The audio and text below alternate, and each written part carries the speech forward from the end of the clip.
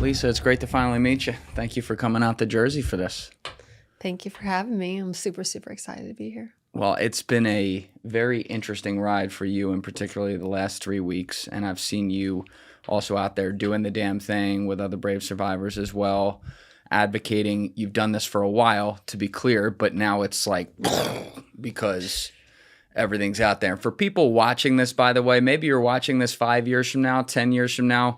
We're going to respond to some of the recent news at the beginning, and then we're going to get to Lisa's story as well. So if the news is old stuff, you can skip ahead to that. But what's it been like to now see, and we'll get to all the problems with this release, but what's it been like to now see so much of the things that you have been pounding the table telling people it was this bad now actually be visible to the public to be like, holy shit, it's this bad? Well, it's funny you say that because I've always known it's been really bad, but I had no idea it was this bad. Really? Every year I found out more and more information that corroborates my story and many of the other survivor stories. We had to cross-reference, connect the dots. But in the last couple years, everything is making a lot more sense, which is why we've come together to really bring it to the attention and awareness of, the American people and, well, basically the world now. The world. Yeah. Yeah. So now it just always was so important. But I mean, this last drop a few weeks ago really is where people are really getting what's the major cover up really is. Yeah. I mean, I've looked at this case a lot for the last 7 years.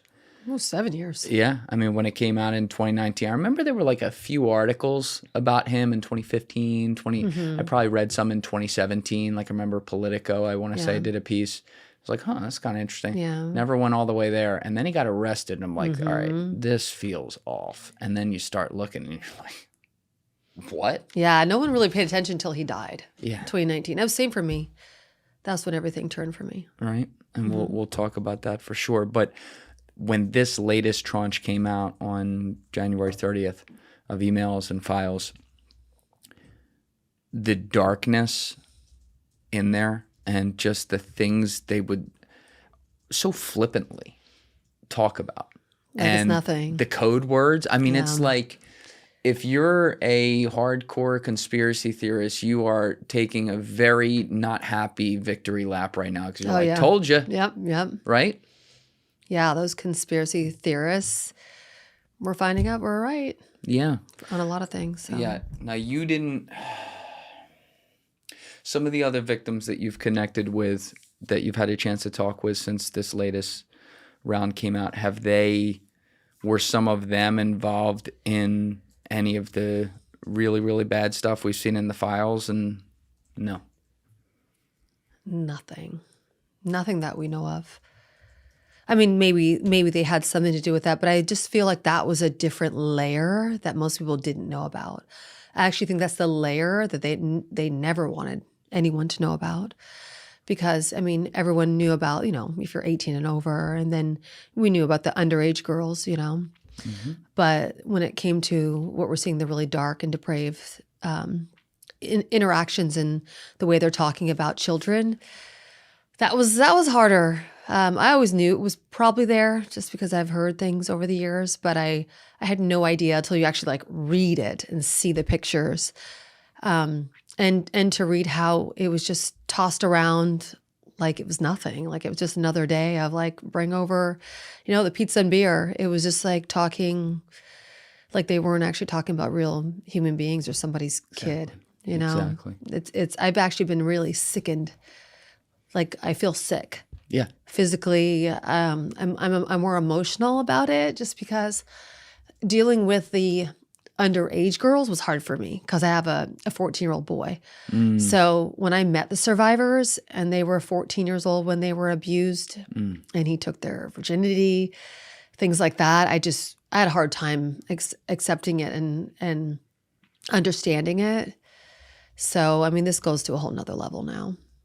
Yeah, and it's also you talk about the ones that with the really dark stuff that you haven't been able to see come forward. Unfortunately, you have to wonder if from that stuff, if anyone's even alive. because it showed, no, really, like Oh, it shows in the files. I mean, what was he buying beef? Like 330 gallons of sulfuric acid? Oh, It's like, you never know. that's what I'm saying. It Well, I could, mean, most of the survivors that have come forward are 14 to 24. Yeah. When the abuse happened, 1,200 or something. The FBI says 1,200 plus. added a couple zeros to that, but yeah. Yeah, well, I don't know. Accounting, I don't think they were counting that young. So I remember when they did when the case from '05, when they were first bringing it, and ended up being covered up, obviously, got covered. One of the things that they would find out is that Guylaine would refer to the girls. I mean, these were 12, 13-year-old, 14-year-old girls that she would go recruit as, I think the word was nubiles, which, so therefore, we've known for a while, like Jeffrey and Guylaine Yeah. looked at other humans like total trash. Yeah. Killed children, no less. Oh, and she said that. Right? Yeah. So to see now, though, that all the people that he associated with, no matter how smart, rich, or connected or whatever they were, so many of them, I'll say, looked at it the same way. It's like, well, how widespread is a problem like this? Not only do they look at other people's kids that way, they looked at their own kids that way. They would say, oh, we're bringing our kids, 11-year-old, 14-year-old, 9-year-old, they didn't even have names. If I'm going to meet you, I would say I'm bringing my kids, Tom, Dick, and Harry. Like, I wouldn't say like the ages. It's really creepy the way they talked about their own children. But a lot of the men in the files talked about their kids like that. Yeah, that email in particular, you're referring to the Howard Lutnick one, really set me off. Oh shoot, yeah, and I mean even just saying like, I'm coming to the island and I'm bringing my kids and my nanny, and people were like, oh, nothing happened because I brought my kids and my nanny. It's like that's the whole thing right there. It's like the cover up of no, my wife was there, my kids were there, my nanny was there. Well, that's why they were there, Right. And how about the fact that he goes in front of Congress, has to admit that concocted dramatic story that he told on public camera 4 months before was a complete fabrication of his imagination. I mean, did Lutnick? you see? Yeah, did you see he irritates me. his eye contact during that? And I decided that I would never associate with that disgusting individual ever again. Ever again. And he's like, again. gross. Yeah. He's gross. So you know what? He was right when he said that. He knew he was a disgusting individual. Yeah. That's the truth. And that he's gross. And that I've never had anything to do with him. That's a normal thing that a lot of these men have said over the years. That I have nothing to do with him. Gates as well. Nothing to do with that guy. And then it comes out they've kept in touch with him for years and years.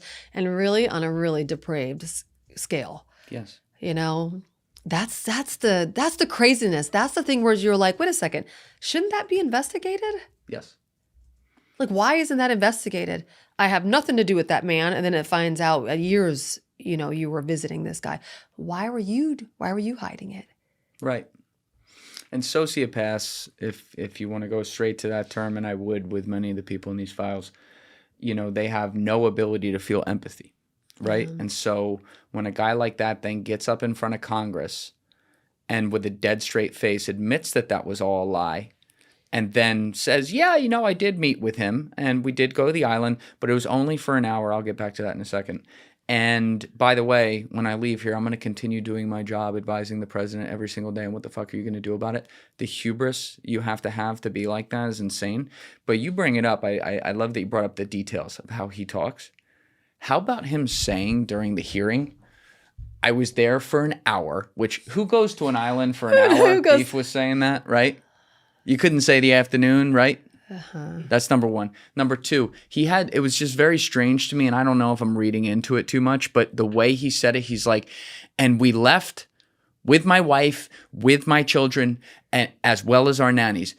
And it was almost like, so there was an option that you were going to leave them behind there? Yeah. You know what I mean? Like the way he said it, and I am on edge listening, but I was looking at that like, you just going to leave him with Jeff on his island? Well, they kind of tell on themselves because what a sociopath does is like they're trying to lead you in a certain way to think something by telling you these details, overly, stated details, but in the details doesn't make any sense at all. It actually makes you look more guilty. That's right. I mean, he's completely guilty, as we know. I mean, this is not me speculating or you speculating. It's in the files. Yeah, that's it. You know, so and he, in his own admission, covered it up for whatever reason. He could have said from the start, yeah, I was there. It was just business. But he was saying, I was never there. Yeah. You know, so I have seen that with quite a few of those men saying that they weren't there, they had nothing to do with him, and they had no financial dealings. And then it comes out later, they're, you know, emailing, oh, that little 7-year-old was naughty. Right. You know, little things like that. And who writes like that? Sick, depraved people. Like, who writes like that? I would like to think I don't know anyone like that, but very sadly, when you look at stuff like this, you wonder if there's like someone you know who's secretly like that. Oh, of course. You really do. Because like I know a lot of people, right? I do a job where I connect with people all the time. The percentages say I know someone like that. I know, of course, we all do. You know?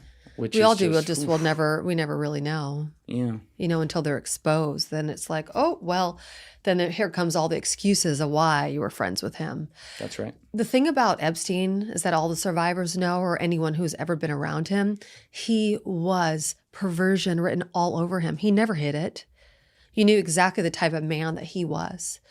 And also, I mean, to go a little deeper, you know, having to be around these people to just get something on them or to blackmail them. He made it known very quickly what he was into, just to see how much that person would be into. Because a little bit here, oh, here's a 19-year-old, and then, here's a 15-year-old, and then to see if they can push anybody younger to get anything on them. Yeah. And when you have that type of leverage on someone, there's many, many things you can do with that when someone's that powerful. Yes. So that was like the basis of who Epstein was with everyone in those files. If you read on any political or powerful person, it was all, if you look at the way they spoke to each other, was on more of a little bit of a sadistic or sinister level. Yes. That's crystal clear. There's a legal psychoactive mushroom that a lot of people are quietly using as an alcohol alternative. I looked into it last year because I was curious. Then I tried it, then I ordered more. The mushroom is called Amanita muscaria. You've heard me talk about it many times before. It's legal, psychoactive, and completely different from psilocybin or magic mushrooms. It doesn't give you a trip, it doesn't make you see things, doesn't push you into an altered state. What it actually does is modulate your GABA receptors, the same system that alcohol hits, which is why the effect feels familiar. That warm, relaxed, the day is done kind of feeling. But unlike alcohol, you're not going to get the calories, you're not going to get the dehydration, the sleep disruption, or the morning after fog. People even commonly use Amanita before social events, on planes, at concerts, on a Tuesday night when they just want to decompress without paying for it the next day. And when it comes to Amanita, the brand I trust is Amantara, and they're the only one I recommend because they're legitimate about how they source and extract this stuff. No shady conversion compounds, no mystery ingredients, clean, legal, and actually effective. Last week, we did a double header on camera where we had a guest during the day, and then Deef and I did the solo episode at night. I was absolutely wired and needed to wind down because I like to keep my schedule tight. And with Blue Lotus, I got exactly what I was looking for. Just a relaxed, calming feeling that put me right to sleep and had me ready to go when I woke up the next morning. So you can join me and get your own Amanita muscaria products by going to amantara.com/go/Julian. That link is in my description below. Once you're there, you can use code JD22 to get 22% off your first order. That's amantara.com/go/Julian. Link in my description below, JD22 at checkout. And I heard Andrew Schultz say, he made a really good point here. Obviously, we've always heard about the famous flight in infamous flight when Jeffrey took Bill Clinton and Kevin Spacey and Chris Tucker on over to Africa for Cape Town. What was it, like the African AIDS conference or something? Mm-hmm. So that's an example where there were, some entertainers there as well. But what Andrew pointed out that he's very, in my opinion, right about is that yes, Jeffrey sometimes would be seen with entertainers and some famous people like that. But when we're reading the email files and going through the people who are clearly in on it, pretty much everyone you see is wealthy, powerful, but like a nerd. Mm-hmm. Like they're scientists, no, they're nerds, business guys, they're nerds. Yeah. Whereas you know how it is. The entertainers, they don't have any problem exactly. getting their own kind of date. But Yeah. these guys, they're nerds, and then obviously they're they've pushed themselves to a whole nother level where they then, I guess, like take out their own insecurities in the worst way. Well, yeah, of course. I mean, men love to be around beautiful women. I mean, we get that. But a lot of these nerds, they're really busy. They're businessmen. Some of them are billionaires. They got really packed schedules. They can't really fit in. And a lot of them are married. To fit in, Somehow. To fit in, having some young girl by their side or whatever. So, you do some business with Epstein, and then he has these young girls always around them. Always around him. He didn't travel without them. So let's just stick to some facts. So when he went to South Africa, to Cape Town, Jeffrey set up like a modeling. Cape Town's a big modeling market where girls travel to work. I did. Right after high school, 1998. In 2003, I went there for 6 months and I worked as a model there. You do magazines and catalogs and TV commercials, and you really build your book so that you're worth more when you come back to New York to work as a model. So Epstein, as a fact, set up with his secretaries and his assistants, older assistants that were there, modeling casting where girls would show up and, if he liked a particular one, he got their information, and then later on he flew them from Cape Town to New York. So, and I know some girls that were involved in that, who were abused on that trip. So let's just say this is a fact that happened. How much do those other men know what was going on? Did he do that in secrecy? And the other men don't really know what's going on around him. So I just find it, my whole point is, I just find it odd that anyone would say, I have no idea what he was doing. Yeah. When he didn't mention the casting. He didn't mention the beautiful young girls that he was meeting there, who later were shipped from Cape Town to New York City, shipped to the island, shipped to different places, So this is just the way that he operated. Sex trafficking 101. Basically. Right there. Well, there you go. Yeah. That is sex trafficking. You put someone on a plane and ship them somewhere else, and then that's it. They get trapped on the island, their passports are taken away, and then next minute you're like told to go into this room to have sex with this person. Yeah. I mean, you mentioned you have a 14-year-old son. Mm-hmm. He's still not 17 or 18 or older, but it's your son. How do you talk with him about this? Well, my boys know about, what I've gone through. I've always been honest with them from the start. I mean, a lot of the survivors are mothers of girls, but I have boys. And they're always like, oh, I do this for my girls, because of the world that we're in. They need to be educated. They need to know what's going on, but so do boys. Absolutely. Yeah, boys need to know what's going on too. And just to navigate this whole world, it's very different from, from when I grew up. Nobody talked about these kinds of things.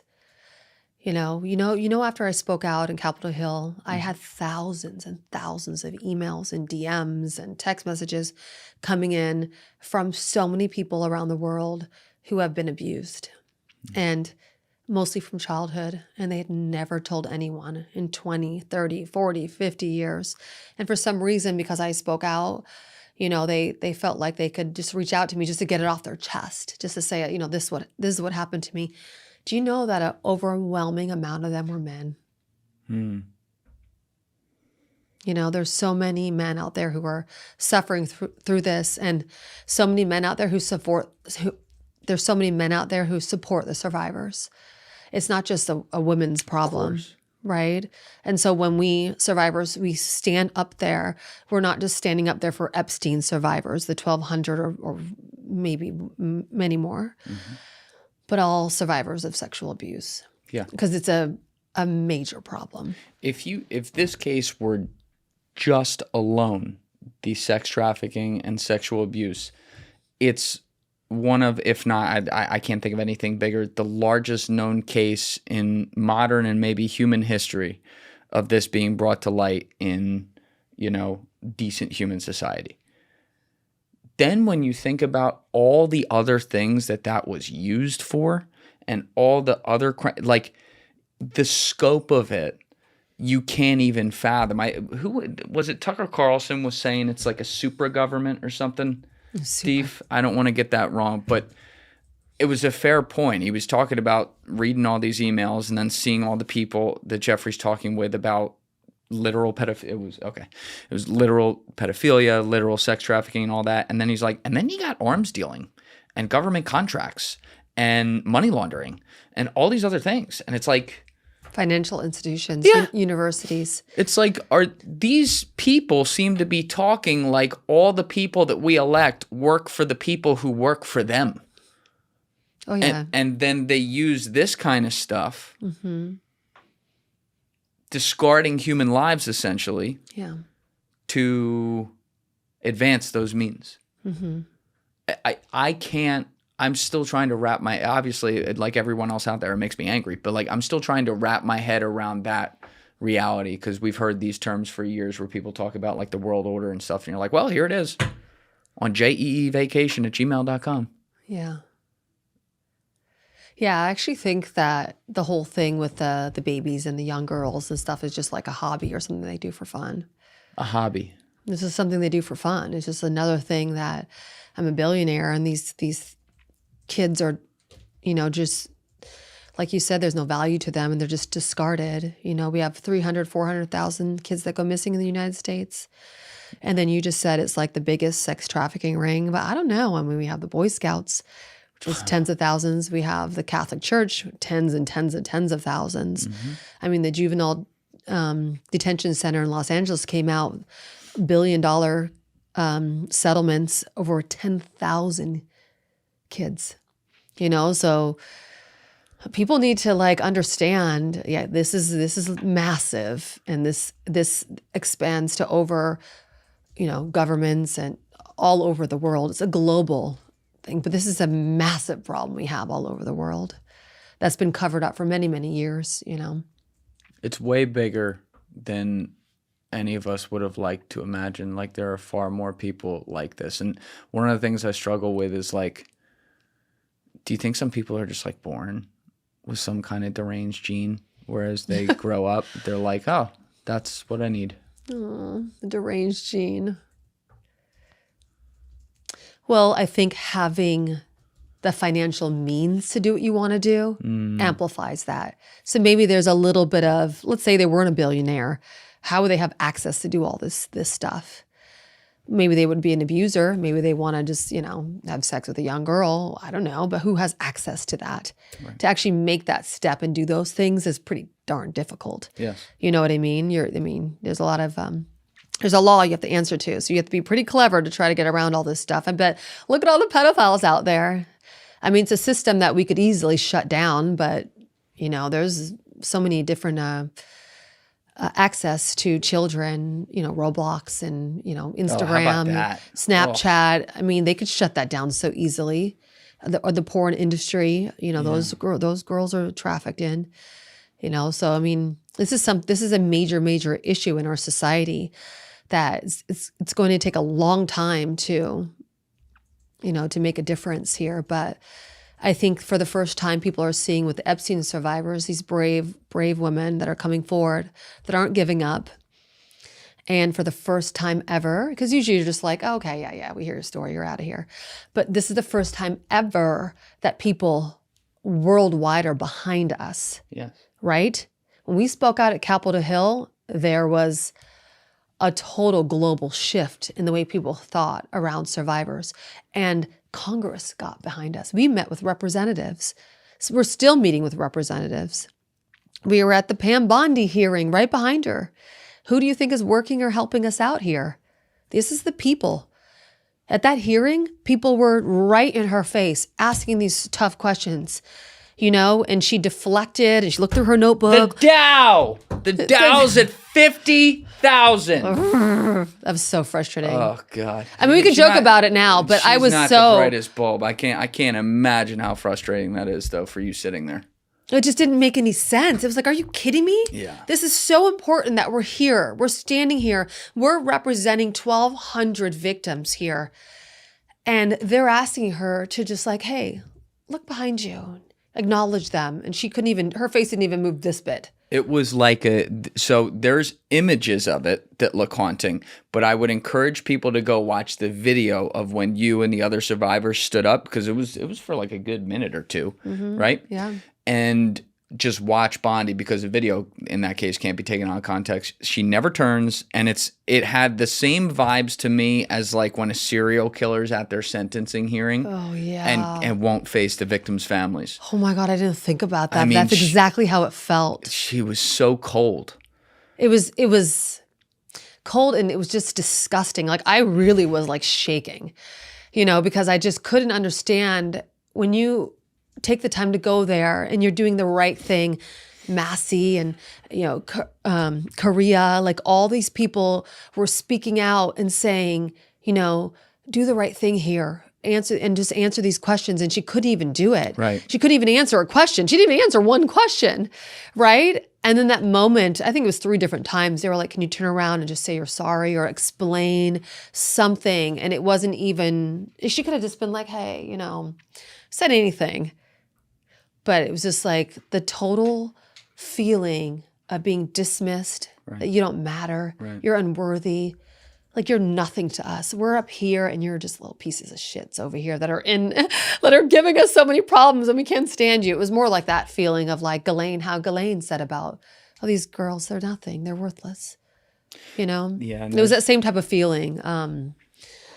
But I think they need to stop doing that, because the more they treat us like that, the more angry we get and the more Congress gets behind us, and the more we're going to be in their face. So, hey guys, 3 quick things. Number 1, if you haven't subscribed, please subscribe. It's a huge, huge help. Number 2, if you'd like to join my Patreon for early uncensored releases of the full episodes, you can join via the link in my description or in the pinned comment below. And number 3, if you'd like to join my clipping community for a chance to make content from the show and make money, you can join via the Discord link in my description below. Yeah, and this is the wild thing about this story. We've lived in such divided times, and it just pisses me off so much. But with this story now being something that has happened that we cannot change, that we can now learn as much as we can about it and try to right, I mean, you can't right the wrongs that happened, but make things right moving forward. This is everybody. yeah. Every administration, left and right, has covered this up. Every Congress to this point, left and right, has covered this up. And you finally have some people on both sides of the aisle pushing it. There's still not enough. Like, I appreciate the people that are doing it, but I wish it was unanimous, all 535 of them between Congress and Senate doing this. But, I've never seen, like, Ro Khanna and Thomas Massey both have a very similar disposition. They're very right here at all times. And Ro has maintained that, and Massey's maintained that very well throughout this whole process. I have never in my life seen Thomas Massey lose his mind, though, like he did on Pam Bondi. Like, that was, But he lost his mind with facts. Yeah, exactly. And upset about what he was showing. He had the printouts right there. Like, explain this. That's right. And he kept it together in that way. She lost her mind by insulting him. That's right. It was like, why do you have to go to, when you have nothing left, you go to insults? Yep. Right? It was like out of like her playbook of what to say to him and what to say to this one and what to say to this one. It was out of whose playbook do you think that was out of? It's all political, for sure. Yeah, deflect, name call, do whatever. That's what politics is. And like, in my lifetime, at least since John Ashcroft, who was the AG under George Bush, there's been this thing that has very clearly happened where attorney generals have gone from supposed to be separate, running the DOJ as like their own ivory tower in that way. I don't mean that in a bad way. Right. To now they are a legitimate political arm. We've seen that in every single administration. Guys like Eric Holder, Bill Barr, these guys belong in prison for the things that they did, provably, but they're not, because they're serving their administration for political means. And we just saw a verbal example of that the other day, that unfortunately also you as a victim and other victims have to stand there and be like, what the fuck are we even, like, this isn't hard. Yeah. Now, do you think anyone, I'm going to get to Europe because you and I got to talk about that, but do you think anyone in the United States is going to go to jail for this? Probably not. Probably not. And regardless if they're willing to actually do a thorough investigation, a lot of the victims don't want to come forward. So without the victims, actually speaking out and having that, bravery to do so, it's not going to happen. I mean, most of them that I talk to don't want to talk, so. Okay, wait a second. So like the ones who have been standing with you and speaking for a while now, not just recently, but who have been speaking out against that, you're not referring to those ones. You're referring to, if I'm correct here, other victims that maybe you have spoken with off the record who just don't want to, and I understand this, I'm not judging at all, but like who are afraid to come forward. Yeah, I think most are afraid to come forward.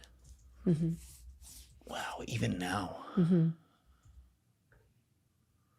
Yeah, because look what happened to Virginia. Yeah. I mean, they literally took out pictures of her kids, to intimidate her to back down. Look what she went through. I mean, nobody wants to go through that. Mm. I mean, I think people just want to get accountability, like answers out put it out there so that the public is aware of what's going on, like we're seeing now, and hopefully we'll continue to see. But actual justice, like being deposed for a case and going up against these types of people who have endless funds, that's going to be very difficult. I mean, that's what they have working on their side, is they know who, obviously, they abused, and they've already probably have an NDA with them. They probably already silenced them. So if someone has already come forward, they have already said, well, here's some money and you be quiet, and they've signed an NDA so they can't speak out. You got to remember, a lot of them cannot speak out. And then half of the ones are Eastern European or from other countries, who got their visa to work in the U.S., who may still live here. And they also were introduced to their husbands, probably through Epstein, through that network. You know what I mean? So they maybe got their jobs, or they have means of not wanting to ruin their lives right now, and they're embarrassed, or they're shameful. Maybe they don't want to come forward and even to understand the part that they may have had in it. I think they would rather just, sometimes I question why I speak out. It would have been much nicer if I had stayed quiet, Probably I would. It's been a lot over the last few years. It's a very brave thing, though. And it's, Well, I realize that now, because now we're more in the political, field of everything, where people are behind us. But in the beginning, I'm always like, why am I speaking out? Like, why am I going through therapy, and dealing with this? It was a lot of shame, and I lost, best friends, partner, parents, through all of this. I've lost a lot of people who don't even support me, and that has happened to a lot of survivors. You a lot lost of times, your parents through this? Well, I don't have like the support of my family. Yeah. Why not? I don't know. I mean, they knew that I knew Epstein during those years. He would send flowers to my house. Their address and number was in the little black book. Reporters used to call them all the time. My parents lived less than an hour away from Zorro Ranch in New Mexico. They were aware of who this man was. I don't know. I think when it just comes to sexual abuse, a lot of people are just like, I don't want to deal with that. Maybe they have their own, issues around it, and things they have to work out on their own. I'm not quite sure, but I have lost a lot of people, a lot of friends through this process, which is the reason, which is the whole reason why, Julian, is why I found the Survivor Sisters to begin with. Because when I started speaking out in 2020, after I started losing family and friends, I was like, well, who understands me then if my own family and friends don't want to? So I started reaching out to Virginia Giuffre and the other survivors who spoke out in 2019 and before that. Those became my really good friends. Those became my rock, so that's the reason why it's every year it's built on like this, bravery is built on every year. It just didn't happen like that, That is very hard for me to process, though. Because I'm not a parent yet. I look forward to being one. I can't possibly understand what that's like until that happens. Mm-hmm. But obviously I have friends and family where they've experienced that, and like I see through them what that is. And like once you bring that child into the world if you were even a half decent parent, you would lay down your life for them. And so, this is just me thinking about this, but if my kid came to me, and I'm always hesitant to say if I were blank, then I would blank, because in a lot of these situations, you don't know. Yeah. And I'm going to be a bit of a hypocrite here because I feel like in this one, I fucking know. If my kid came to me and said, I don't care who it was, insert person here, abused me, not only am I going to support them, they're going to have to drag my cold, dead hands off of their cold, dead body. Yeah. No, I Like, hear I don't, it doesn't process to me that your family would know that you knew this guy and were around him and you had, as you said, discussed some of this stuff with them before, and then you're brave enough to come forward and now they run away from it. Like, were you not close with your parents or something? That's not registering for me. Well, I for sure believe you. If anything happened to your child, you would definitely stand up for them. And I'm the same way with my kids. Anybody screws with my kids, whoo, those are my heart. Those are my hearts right there. That's Nobody's messing with them, and they know. My kids will tell you, like, I stand up for them in so many different ways. When they're just like, "Mom, back down," but I always stick up for them. I think we come from maybe a different generation than like parents or grandparents. They just were quiet about everything, and I think kids weren't supposed to speak up. Kids didn't feel comfortable to speak up. I saw this Mel Robbins podcast where Mel's great. Yeah, isn't she great? I just love her. But she was talking about when she went through a sexual assault when she was young, and the psychologist Gabor Mate, I think his name is. He was telling her, it's not really what happened to you. Of course, it's awful what happened to you, but it's because you had no one to talk to when it happened. You couldn't go to your parents and tell them, and when that was happening to me in the early 2000s, I didn't have anyone. I didn't have anyone that I felt comfortable enough or safe enough to call up or go to and say, you know what, this person is doing things to me that I don't think is right and I don't understand it, but I need to talk to someone. I didn't have that. And I feel like in that generation, especially in the early 2000s, I mean, this is not even that long ago, I know that I couldn't speak out to people about it. I didn't feel comfortable because we just didn't talk about it. So I think things are changing now. And we got TikTok now. I mean, if anything happens to anybody now who's like under 25, they're on TikTok spilling the beans. In 2000, there wasn't TikTok, so. Or there wasn't even like any way that I could be like getting pictures, Right. or, a selfie here to get incriminating evidence. We didn't have that. This is actually a really important greater point too you're making, because the prime time of all these crimes, and we can even look at Diddy and stuff like that. Oh, yeah. It was happening during the 90s, 90s and and 2000s. 2000s. And it's pre-social media for the most part. Like widespread internet 2.0. Oh, yeah. And it was a time where people were still separated from this. Yep. Right? Yep. People didn't start mainstreaming this till like 2010. It came out in 2007, but everyone started getting it in 2010, 2011. So these people got used to a world where all they had to do was make sure they had their guy at page 6 on their side and they were good. Oh, yeah. Yeah, they had control over the media and every outlet, everything that they didn't have to worry about. I don't think they thought that. I don't think they're smart enough to think that far ahead to know social media is what really ruined it for all of them.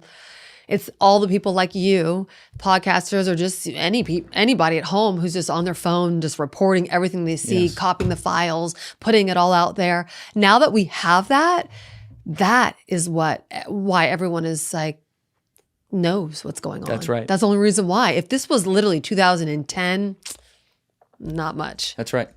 It's like I've always looked at it this way. If we discount MySpace for a second, which was like the pre-bootloader to the bootloader, Facebook started to go mainstreamy in like 2007. It was around in 04, 05, 06, but it started to open up to the world in 2007. We're sitting here in 2026, which means that think about a kid that was born in 2007, they're 19. And then think about your grandma who's on Facebook who's 84. they're the same age when it comes to the internet. They're both 19 years old. Yeah. So there's no one in society that is a senior citizen or a having lived the life and understood and seen the ups and downs, the mistakes, the good, the flaws, and everything of the internet who exists.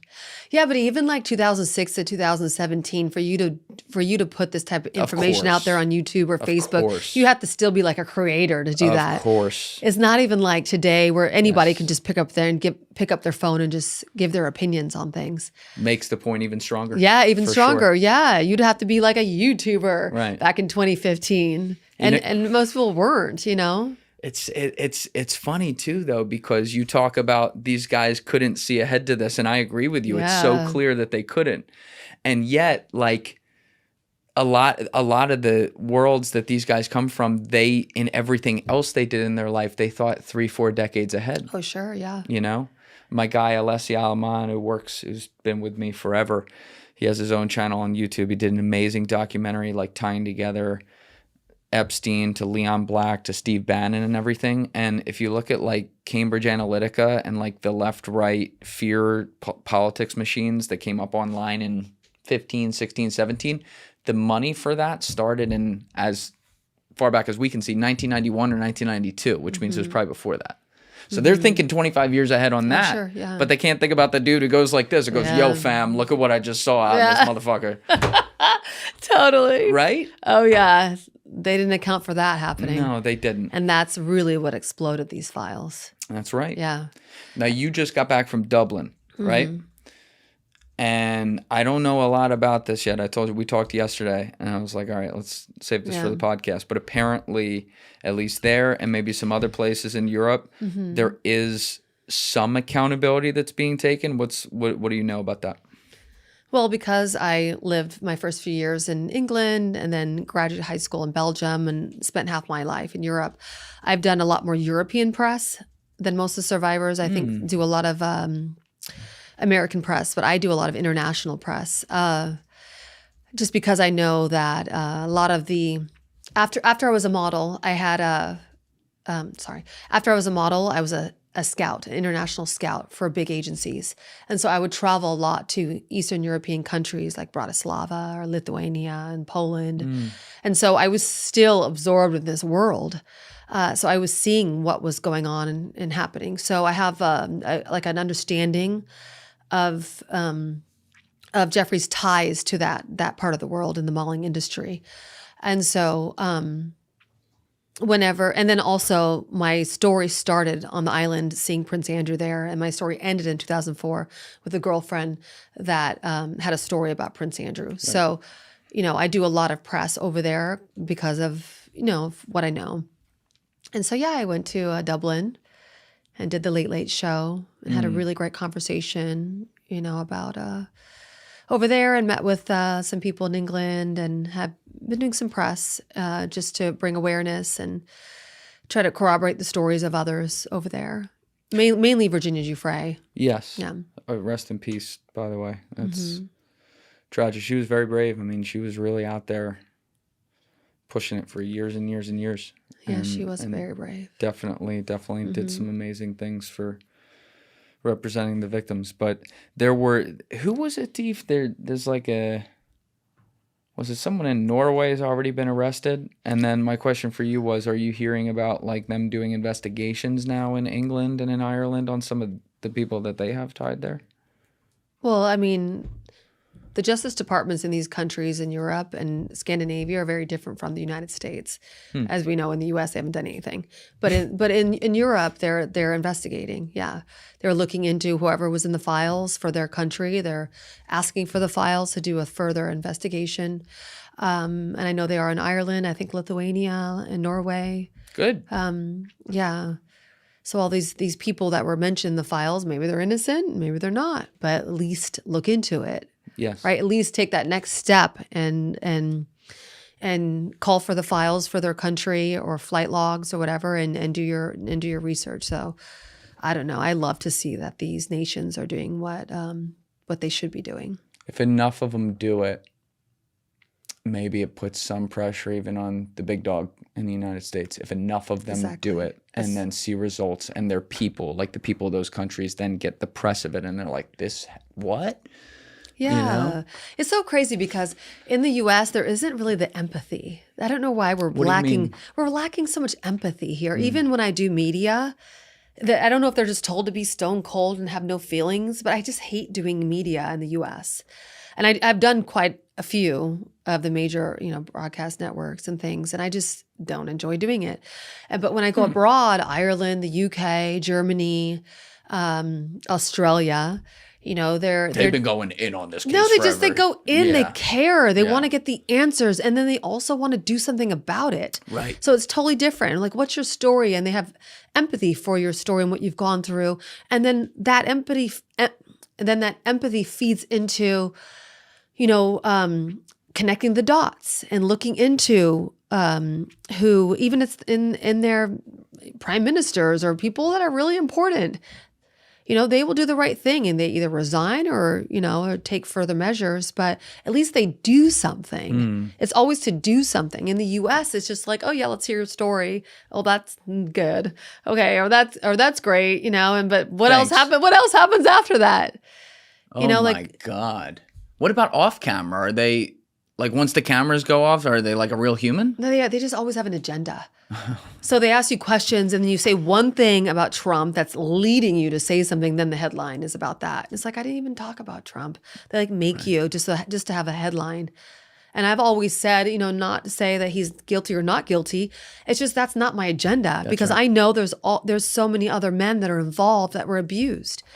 I know of many, many girls who have gone to that island and that are forced to have sex. Passport taken away and forced to have sex with somebody they do not want to have sex with. Passport taken away. They take your passport away. There are girls that have tried to swim off that island. Where do they think they're going? I have no idea. But they're scared, Yeah, I'll bet. They're scared. That's not what they were thinking of when they were naively going to an island. Yeah. But I have girlfriends that were made to go into a room or in the middle of the night, somebody comes in and just has sex with them and leaves. It's really gross, to be honest with you. It's really gross. But I mean, I've seen some of those names in the files, but until a survivor comes forward and says, we're going to rally behind this and come forward, most likely those men will just get away with it. So.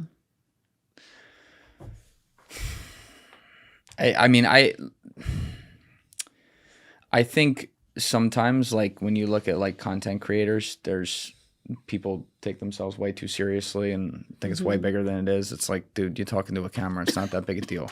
Yeah. What I will say when it comes to a story like this that has released so much investigative files publicly for us to review is that when you look at all these shows put together, and there's literally millions, if people can keep their eye on the ball with this and all review the same evidence that we all have a chance to review and do each of our little parts to keep it on the front burner, if you will, maybe we can get 10% of what we deserve to get. I'd like 100%, but you know what I mean. It's hard not to be I mean, you know better than anyone what I mean. It's hard not to be cynical. Yeah, I mean, if the DOJ had just done their job, the FBI, the DOJ had just done their job and taken the people out of the files and investigated them, the survivors and the people would know you're doing something because we would see actual action happening, then they wouldn't have had to release the millions of files to the public. Right.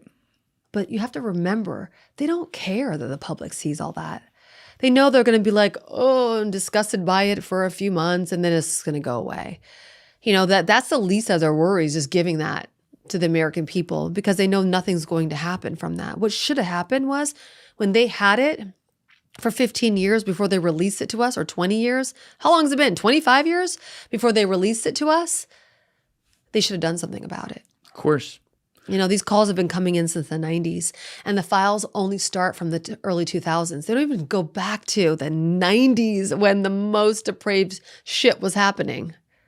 Yeah. I don't know.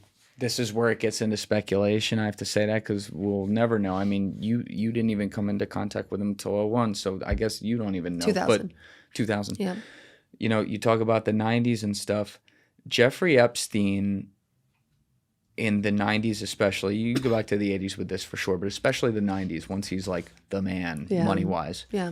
He was very well known in the high level New York socialite circles, but he was not known publicly at all. No, nobody knew him. When Page Six did the story in September 2002 about him taking Bill Clinton on his jet, then suddenly, who's this Jeffrey Epstein guy? Then he brings in Vicky Ward in March 2003 to do this whole, like he liked the attention. And then he got known.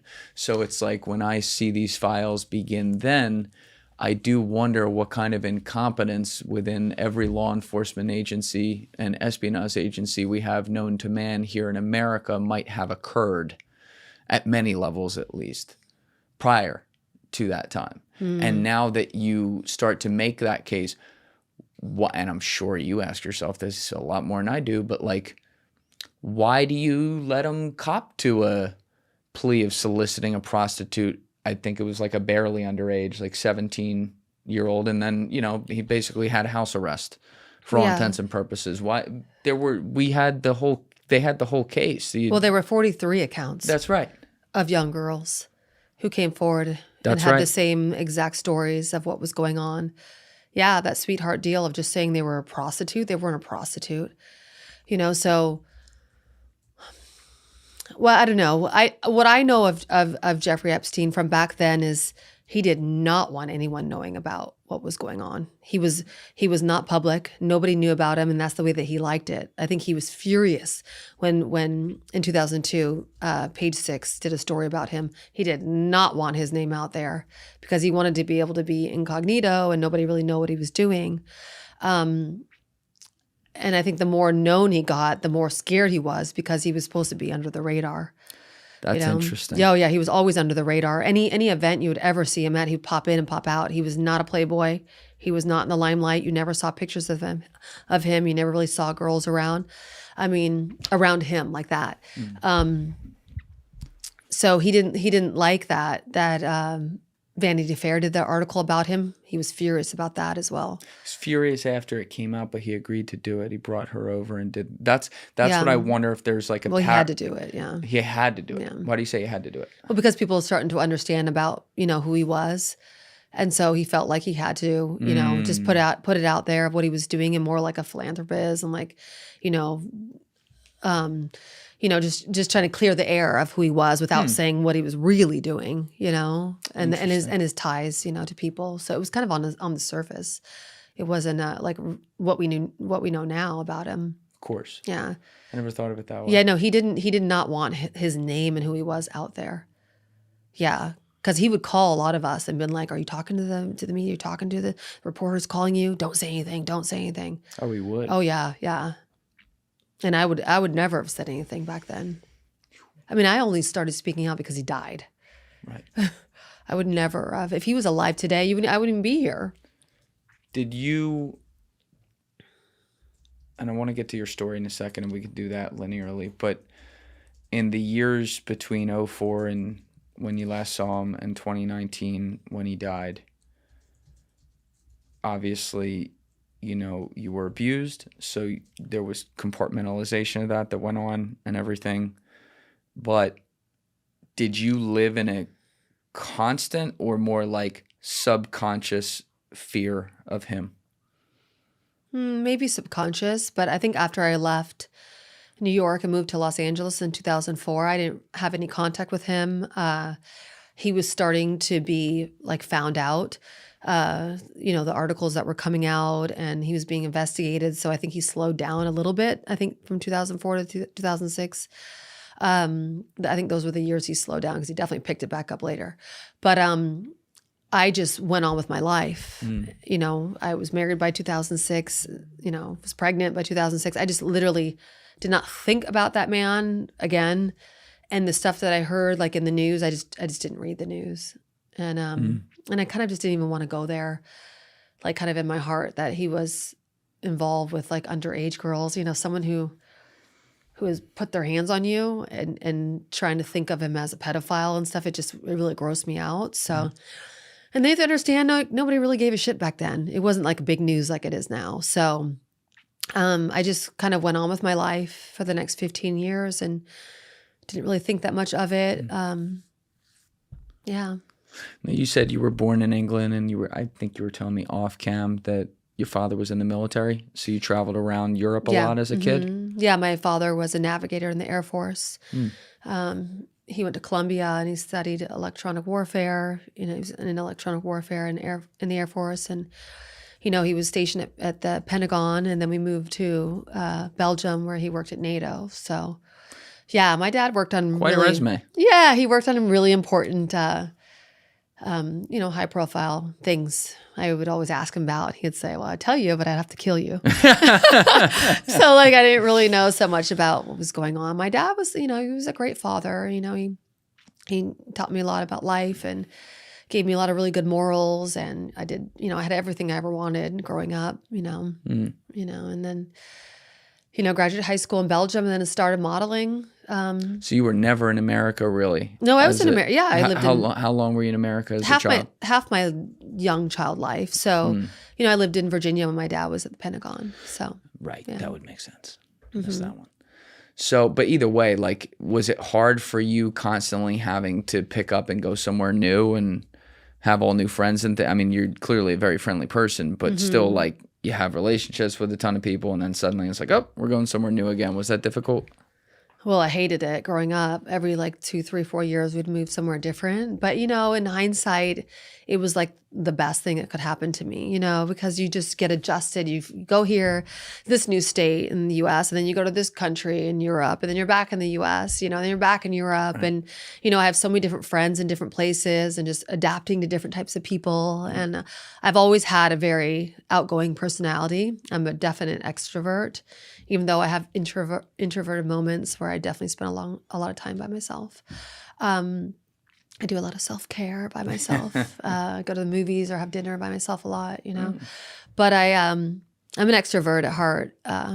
And I've always wanted to be in the modeling and entertainment world. So that was a big drive for me. Even as a little girl? Oh, yeah. I was always that one in front of the camera, doing all that stuff. So my father and my mother and father supported that. My mom put me in beauty pageants. They took me to New York City at 16 years old to meet with the agencies. Went into Ford models and Elite models, and then I was in a contest at 16 years old and flew to New York at 16 years old. I went up to the top of the Trump Tower when I was 16, which is so crazy. That one at Columbus Circle.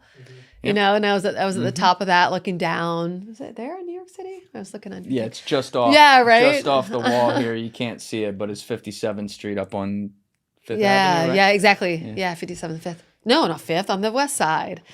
Yeah. Trump Tower? Yeah, on the west side. Well, there's that one on 5th, too. Which that's where he lives. The Columbus Circle. Columbus Circle, too, yeah. right off the park. Yeah, right off the park. Oh, okay. Yeah, I remember going up there and met some country music star that I can't remember his name. But I remember looking out over New York I'm going to live here one day, So I was always really into just kind of manifesting whatever I wanted. So kind of put it out there, and then, was in Belgium, graduated high school there, and I was working in Brussels, Amsterdam, and went to London, and then moved to Miami in the late 90s. That's a switch up. It was awesome. I'll bet it was. Awesome. I like Miami for 4 days. It's a great town, but I feel like if I don't leave after 4 days, bad things will happen. But. Yeah. Now, but in the 90s, when you probably weren't even born yet, but in the late 90s, it was the heyday. All the stars were there, and it was all the modeling agencies were there. It was really, really fun. Now, what was it like when you're 15, 16? Because now, you can look back on it as an adult, having way more understanding of the world. Would you describe it as somewhat of a normal experience dealing with the modeling agencies, or was there anything that now you're well, that's kind of weird that they did it this way or that way? Are you kidding me? Everything is kind of weird now when I look back on it. Yeah, Joe worked in it as well. He knows what you're talking about. Yeah. Yeah, I mean, it was just accepted the way that people were back then. And you have to understand the modeling industry back then was you had to be a certain height and weight and look. You had to be kind of special in a way. It's just different now. Now it's like all different types and anyone can model. But like back then it was very serious. So you had to take it, it was a career and you had to travel around the world. I went to Greece, I went to Cape Town and like build your book for 3 or 4 months, But yeah, in the States, you definitely noticed that there were older agents that would take you to parties and you would be around, younger girls, older men. That was so normal. Maybe they would give you drugs and alcohol. It was very normal. Even at 15, 16? Oh, yeah. Yeah. I mean, you could get in the clubs. Well, that's crazy. Yeah. That's crazy. It was just the way it was, So when I finally met Epstein, it was like, oh, this is kind of how it is. I mean, the women agents would do the same thing, would take you to these dinner parties with old men all the time. Like, don't you have anybody our age? Yeah, but at 15, 16 is crazy. Well, the models back then started around 13, 14, 15, Oh, my 16. God. Ugh. We all started really young, where nowadays they don't start until maybe 17, 18, 19, 20. It's older now. Still, like, Yeah. it's weird no matter what, but like the blatancy, I don't think that's a word, but you know what I mean, of having a 14, 15-year-old at dinner with old rich dudes or whatever because they're the new model. And then you wonder how something like Epstein happens. Like, Yeah, exactly. It was just the time. did your parents know that was happening? No, probably not. They never asked me. And they never asked you about that. No, I think everyone, all the parents, didn't know. I know of many parents that would line up their girls to meet with John Casablanca at Elite Models. And when they go into the room, they were sexually assaulted before they came out, to go back with their parents. John Casablanca, who was tall and good looking and charming and everybody loved him. Yeah, Gerald Murray, Jean-Luc Brunel, all these these big agents who, they were assaulting a lot of girls. This is a known fact. So, Yeah. And it's amazing that it took until like Harvey Weinstein in 2017 for people to realize, oh, there's a casting couch in all these industries. Like it just... Yeah, unfortunately, when you have that power, someone like Harvey, it's like, oh, you really want this movie role? Well, show me how bad you want it. Right. Like this whole thing is just, that's why I got out of the acting world. I couldn't even handle it, how bad it was. When did you get into that? Well, I was always like a young actress doing acting classes since I was like, 19 or so. Okay. My first film was with Oliver Stone. I booked a role. No kidding. 98, 99. What movie? Like right out of high school. I started auditioning in Miami. Any Given Sunday. Oh, you were in Any Given Yeah, Sunday? I was opposite Jamie Foxx. No shit. Yeah. It's a great movie. Yeah, it was a great movie. Really great cast. 6 inches in front of your face. Still do that all the time. Wow, yeah, you're good. And then I was like, that would suck. Don't ever do that. it was a good movie, but it was a great cast, But I started realizing right off the bat, oh shoot, this is how it works, Yeah, so Jeffrey would send us on auditions with big movie directors. Yeah, and we're seeing that, and Yeah. we're seeing even darker stuff than that in the emails. Just sending girls Sending to 'em. gynecologists, skincare people. Yeah. Oh, she doesn't get out of high school till 4 p.m. or something. Yeah. But Yeah. so do you, looking back on it when you were 15, 16, so when you come to New York for the first time, how long, it sounds like you were alone when you went there. Yeah. You'd stay there alone at 15, 16. 16, yeah. So they put you up at a hotel. Yeah. You have your own room. How long, what was the longest time you were there by yourself? Well, at that time I was just there for a week. So you But should go for still. a week or two at a time. Yeah. But that's like a week or two. I know. In New York City I without know. your parents and everything. Do you, looking back on it, were there that's- things that happened there too? Well, that's normal to bring a 16-year-old, 15, 16, 17-year-old, to New York City by yourself. They put you in a model apartment and then you go out with the promoters and you go to the nightclubs and you get the VIP room and you're around all these celebrities. That was pretty normal. Yeah, you were there hanging out with Leo next to you and all sorts of celebrities and things since we were really young. Did you ever say I'm 15? I don't think anybody really cared, like that girls were underage, or I don't think people really cared. I think it was just kind of accepted. Yeah. That's hard to that's really hard for me to process. I mean, I know this stuff happens. Yeah.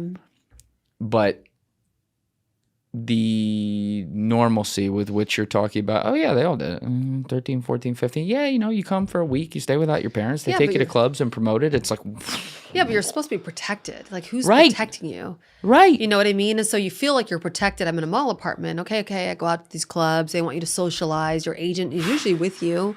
You know what I mean? I mean, agents would give you some Coke or something in the bathroom. Like, agents would give you during that time, not now, but during that time, it was definitely things were more accepted. Then you would go to your agency and you would get your castings for the day, and you'd run around to castings, literally to hotel rooms where there's photographers.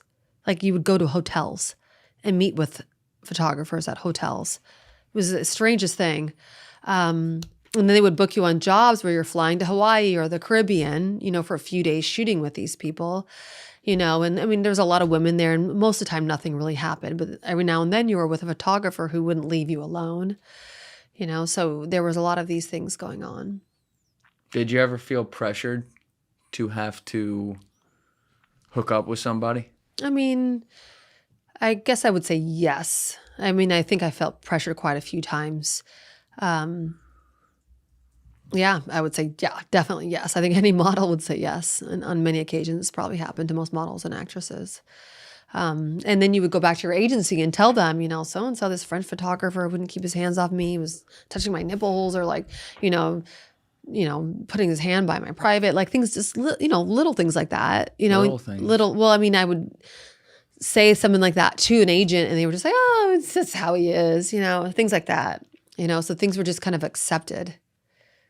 Yeah. And then when I became a Ford model, I mean, Katie Ford used to take us to these parties and these charity events where you're all these girls at a table and then all the rich older men would sit next to you and you'd have to have a conversation with them, and she would tell you how to use your knife. I already knew how to do this, but use your knife and fork, elbows on the table. Like, they would want you to be like a little lady, while you're just having conversation with like a 60-year-old man. It's like, I don't know if they ever stopped to think that that's probably not what young girls really want to do, is to hang out with these old guys.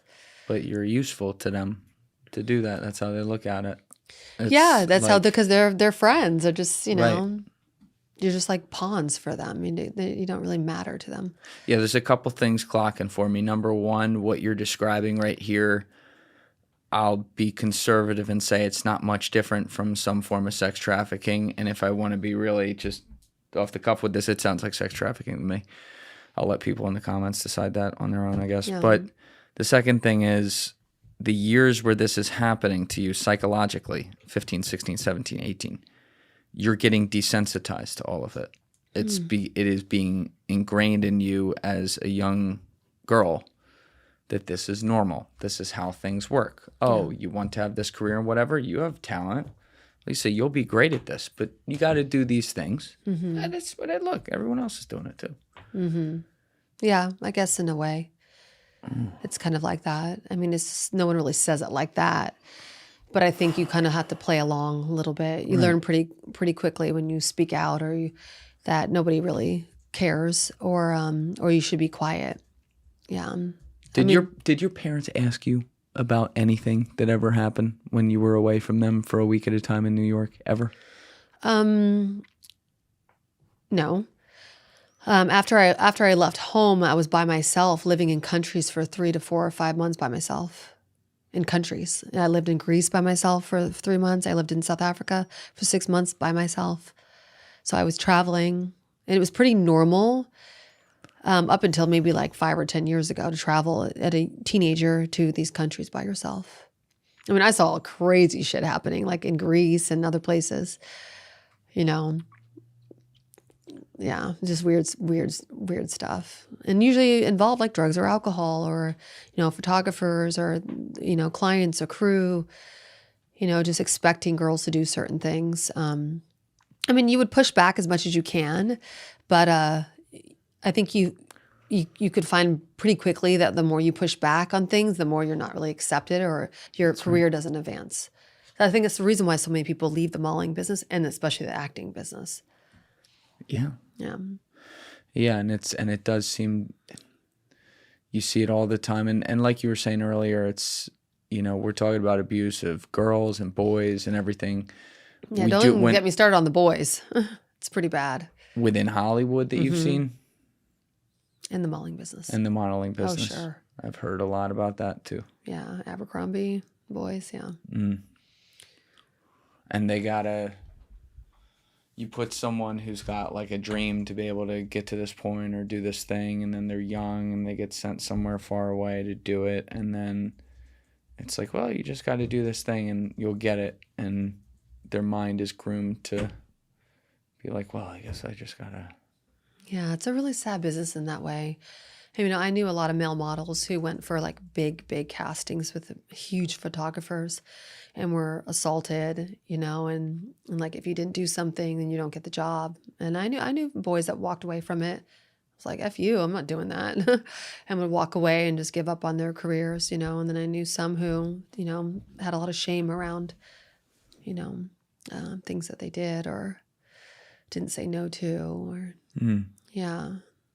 That's why I've always told you when I speak out, it's always for the men too. It's not just for women. Right. Yeah. What was now you wanted to become a model, so you put yourself in a position to do it. But then once you were in it, you're around all these people from the business, the masters of the universe, if you will. Yeah. What was modeling scouting like back then? That's always a term, like you said you did it as well. We can get to that. But like whenever I hear that, I'm like, do you just like walk on the street and watch people pass by and go, ah, she's good looking. Ah, he's good looking. Let's talk to him. Like, was that what it was back then?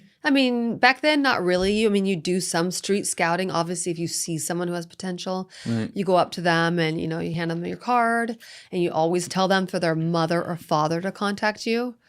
And then you say, then they come into the agency with a mother or father. That's how I've always operated. Obviously there's scouts out there who don't operate like that. For me, I loved it. I really loved it. I would travel to all these countries and I would actually meet with agencies. So in each country of the world, let's say Sao Paulo, Warsaw, I went to Bratislava, like Croatia. China, no matter what country. You went to China too? Yeah. No matter what country you go to, there's many agencies within those countries. And so you go as a scout, you meet with that agency, and one by one, the models come in. And I'm a woman and a mom now, but I think I was a mom then when I was a scout, yeah. So when I would sit there with the models, you'd evaluate them, you'd take their photos and videos, and then you send it to the New York agency. And whoever they like, they organize the visas and they come work in the US. That's how it works.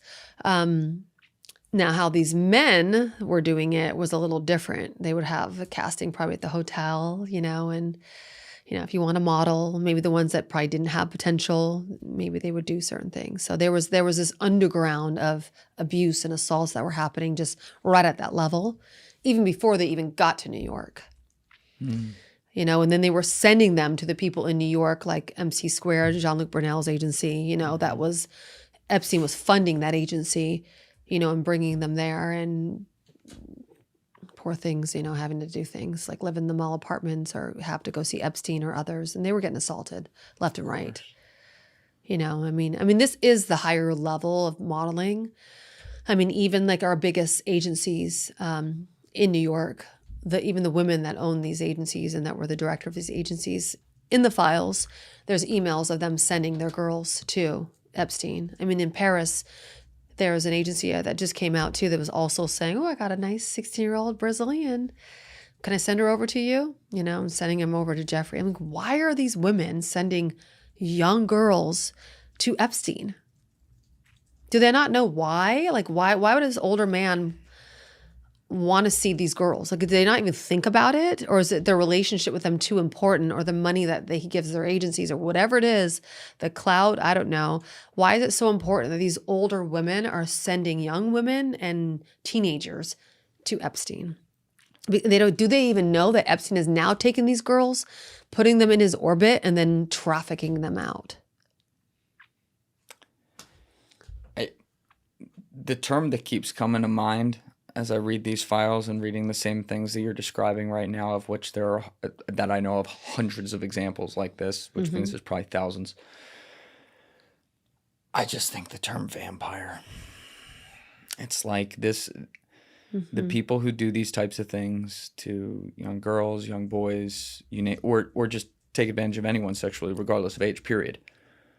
There's a shame that with their power they put into that act that is symbolically to me the same thing as vampires biting someone's neck in any, fictional fantasy story you've read. And the idea is like it's the ultimate Control. And I own a piece of your soul. Yeah, exactly. Right? Like I own you. Yeah. Mm-hmm. So when they send, what did you say example was, a 16-year-old, I have a 16-year-old Brazilian for you. No name, just the age and the ethnicity. Go take a piece of her soul, then she'll do whatever we want. Mm-hmm. That's how it reads to me. Mm-hmm. Yeah, but isn't it funny that you have these Epstein files? And it's like you're expecting to see, these men who are abusing young women and teenagers, let's say. We've kind of all known about that for a long time now. I just find it really kind of peculiar that now we're seeing emails between men of talking about like a 7-year-old.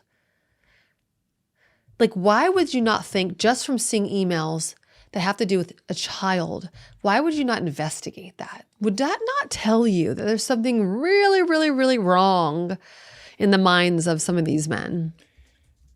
Well, look, do you know what a 7-year-old looks like? You're talking about the most obvious example in the world, but go all the way to the top of the pyramid here.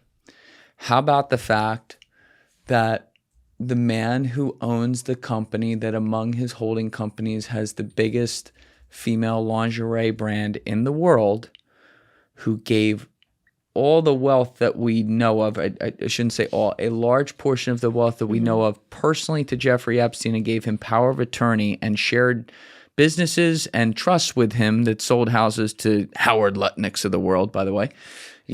Fuck you, Howard. But, how about the fact that that guy was still covered up in these documents until Ro Khanna came out and said his name. He was still never arrested. He was never interviewed. To this day, they're about to go depose him at his mansion, by the way, on his turf, and some congressman in Ohio. But he was never even questioned by the DOJ. And yet in the documents themselves was listed back when Jeffrey was arrested as a co-conspirator. Mm-hmm. So you talk about, of course, the obvious examples. Oh, they're talking about a 7-year-old right here. Yeah, I think we should investigate that. But the dude at the top of it with him, or that we know of as the top, gets to live in America with all his billions of dollars, run all his companies for free, no problem, and doesn't even get questioned. Meaning, what the point I'm getting at, Lisa, is it is much deeper than just all the horrible individual examples we see. It's like if you go to dig a hole and your goal is to dig a 30-foot hole. Well, if you don't dig the first foot, you're never going to go to 30 feet. We're talking about things where we should be going to 30 feet. They haven't gone to the first foot. Mm-hmm. Oh, I agree. Mm-hmm. You dig really, really deep. Right? Now. Yeah. But you cynically seem to share my opinion that someone like that probably won't end up in prison. Mm-hmm. Yeah. Too much money. Is that all it is? Well, how do you know that they haven't called him in and showed him all the unredacted files? I mean, like, this is what we got on you. And it's pretty depraved, And maybe he just paid him off.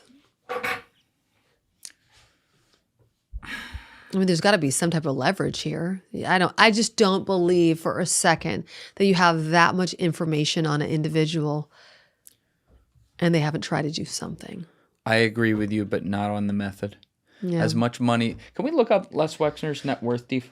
So not on the money, but maybe some other leverage? Yeah. What do you think it is? Yeah, to make the point. I always think it's about money, but what do you think it's about? I mean, there's money in all this, to be clear. That's unfair of me to dismiss that. I'm not trying to do that. But what's he worth, ballpark? 9.1 billion. All due respect to his 9.1 billion, that's a shit stain ashtray money. When you're talking about the United States government, which in debt alone has, what is it? I don't know, 38 trillion, whatever it is. guys like that, guys like Jeffrey Epstein, who gets a sweetheart deal like he did in 2008 after you said it was known he abused 43 women not Girls. women, girls, underage, 12, 13, 14-year-old girls on record and gets basically nothing for it. Their leverage goes well beyond money. Yeah. It's information, it's dirt, and it's on people. That like No, I hear you. he had, I don't know if you ever had a chance to like look and see this in the years that you were around him, but because I mean the whole point was it was hidden, but he would have 80 cameras in one room. That if like this thing right here, if this were sitting on his table, it would have like a hidden camera in it. I know. I knew he had cameras everywhere. And you could see some of them, No.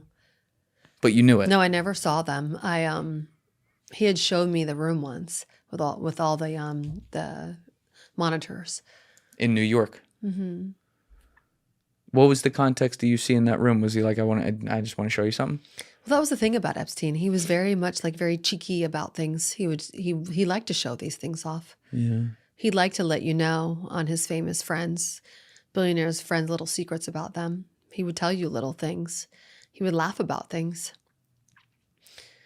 Yeah, he always had this little grin on his face. I think that was after he I don't know if he to say the word trusted me, but these were the conversations I would have with him. I mean, because I was very I've always been really curious about things, so I would always ask. But yeah, no, he had showed it to me once. I knew, but I don't think he hid that from a lot of people, except for maybe the powerful men that were coming over. Like how big is this room that you're talking about? A little smaller than this room. All right, this is a big room. This is 18 by 14 and a half. So maybe like a 15 by 12 kind of deal. I don't know. Something like that. Just where someone who sits at these desks around it and then all these screens. So someone's in there sitting at the desk watching. And would you see like, are we talking like 60 screens? Gosh, I don't know how many. I'm sorry, that's really specific. 30 or less. Okay. Half of that or less, yeah. And then there's all kinds of mobile cameras and stuff that he has that you don't see in there. Well, this is the best technology, so Right. people aren't coming in thinking. You're coming over for business with Epstein. I'm sure he has a really good business, and they're fascinated by him. He's really intelligent. He's fun to be around. I'm sure all these people really liked hanging around him. Yeah. Then he says, surprise, I have like a little, 15-year-old here. And maybe some say, no, I'm married, or no, that's gross. I don't know. But then some were like, what? Just what? I can just go and, yeah. They go into a room and then the 15-year-old goes in there and does whatever and then they leave. Then he has it on a camera. He can blackmail you very easily with that.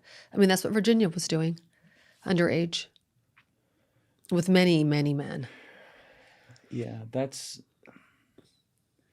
the thing about him, that he was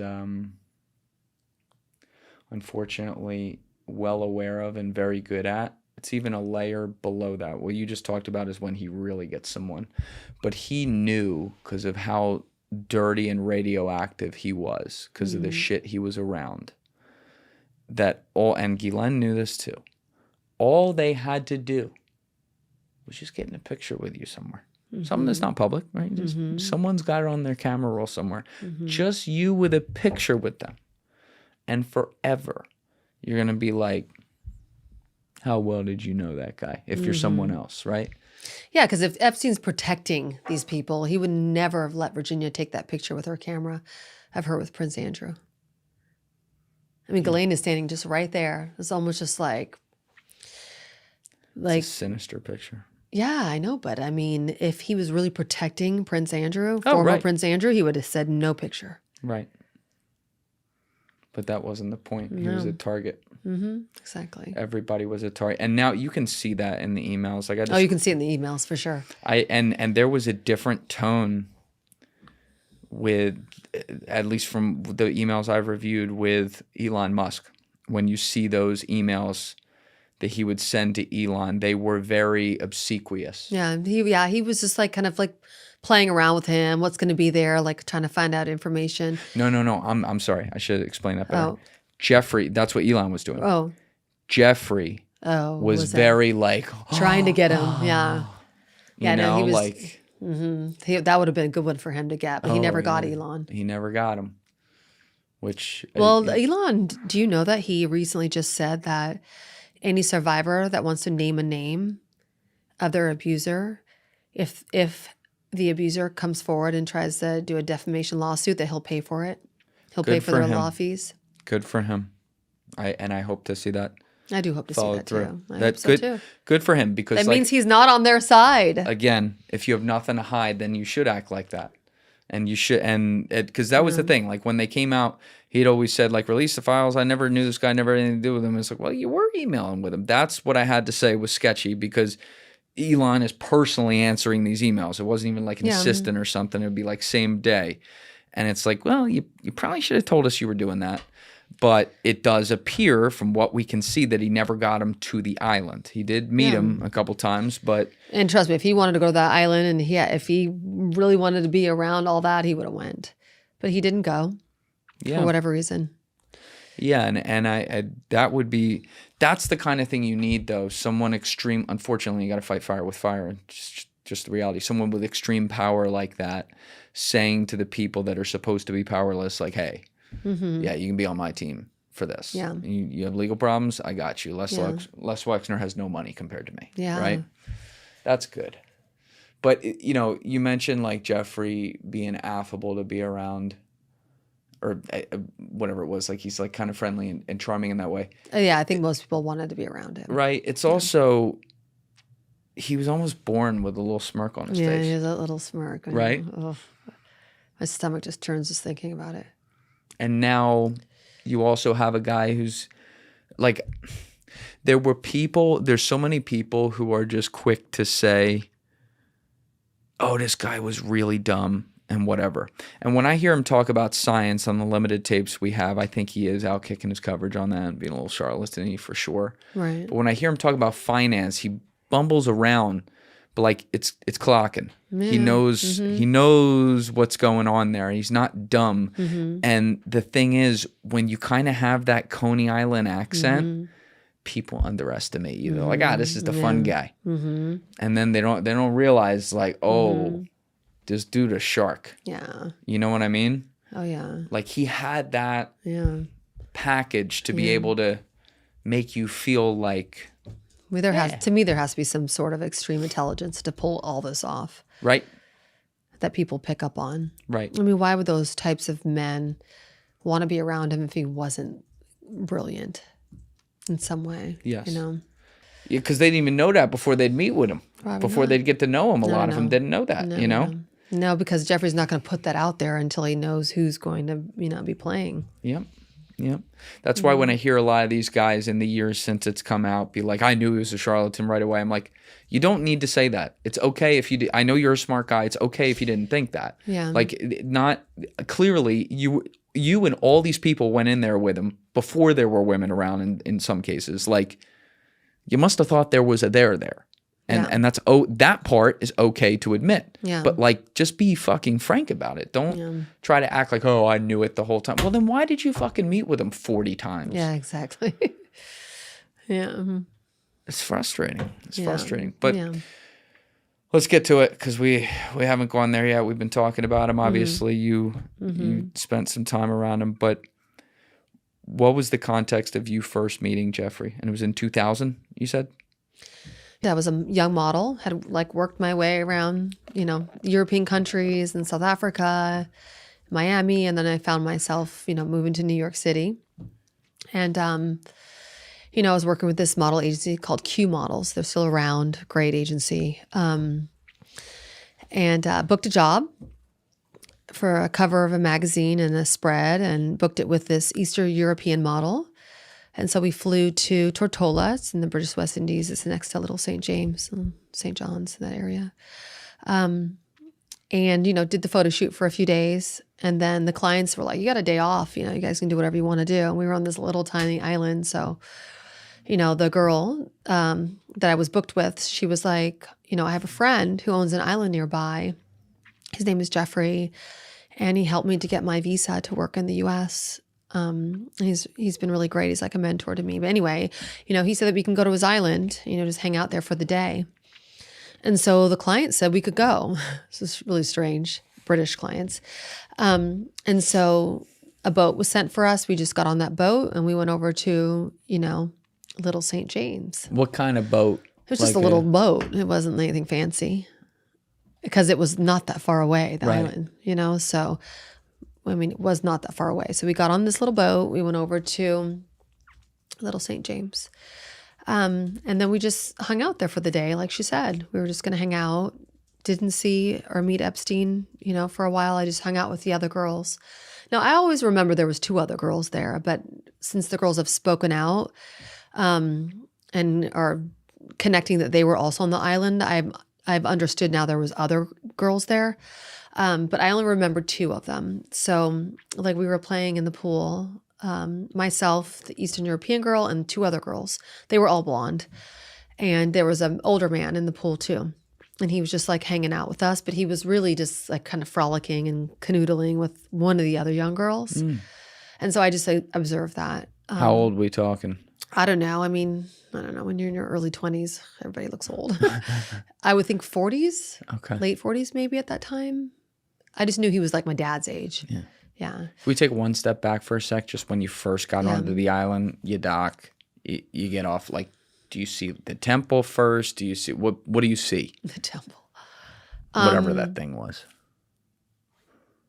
No, I didn't see the temple or anything like that first. No, I think it was farther back, and I think going up to the island, I could see like the structures and stuff, and I thought, wow, it was really beautiful.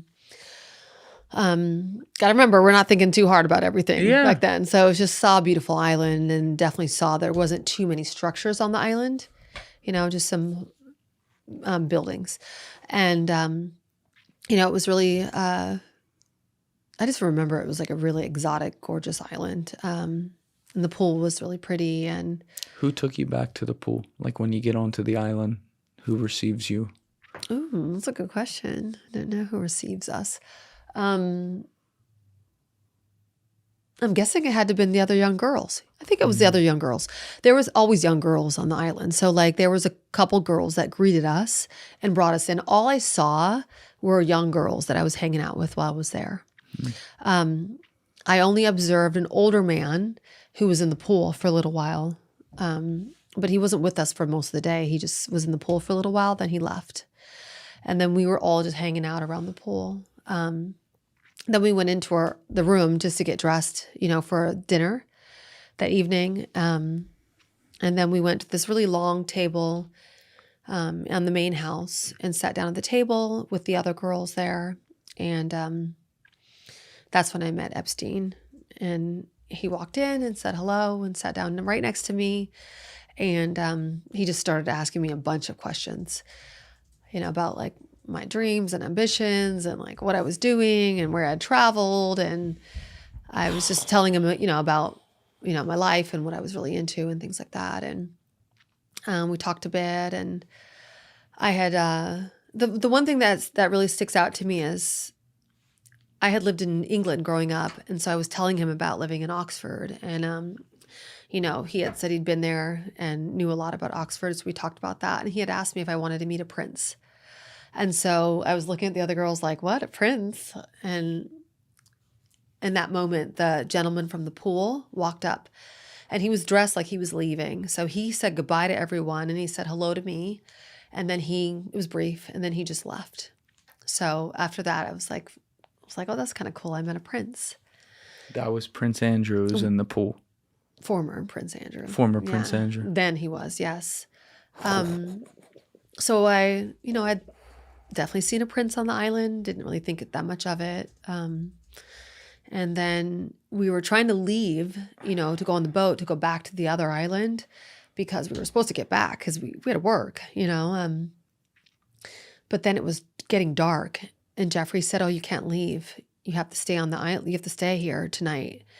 And so... How did he say it? Well, he just was like, oh, well, it's getting dark. You guys can't leave yet. We can't send the boat back. So he couldn't send the boat back for us to leave on. So I didn't really think anything of it. I just thought, okay, well, I guess we'll just stay here. And so we went to that room. And I remember there was like an outdoor shower, and we got ready for bed, and I was just hanging out with the other girl in the bed, and we were just like chatting and stuff. And I had known her like from my agency, you know, I'd seen her around and stuff. So I felt really comfortable with her and safe with her. And then one of the other girls knocked on the door and was like, you know, Jeffrey's ready for his massage. Let's go. And I was just like, huh? What do you mean a massage? And she's just like, oh, well, you know, Jeffrey likes massages. And then the Polish girl that brought me was like, oh, yeah, well, sorry, Lisa, I didn't think that he was going to want to do a massage with you. But, you know, he likes to do these massages, you know. She was like, you can just follow what I do. And then we kind of argued a little bit, like, you go do the massage. And then I turned to the girl who knocked on the door and was like, do I have to? And she was like, yeah, you have to. He said you have to. So I was just like, okay. So I just went with the other girls and walked across the island to his bedroom area where, you know, we walked in and there was a real massage table and he was laying on the massage table naked.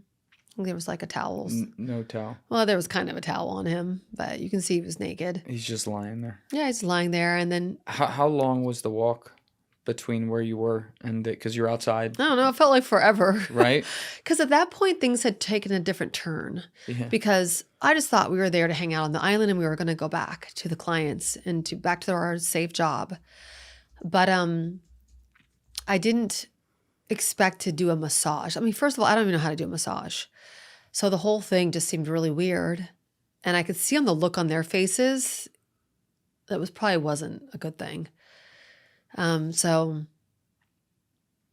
I just was in the room. And so it turned out to be a real massage where I remember learning real massage techniques, like how to like massage the back. They're teaching you. He is teaching me and how to close my eyes and give the massage. I remembered all that.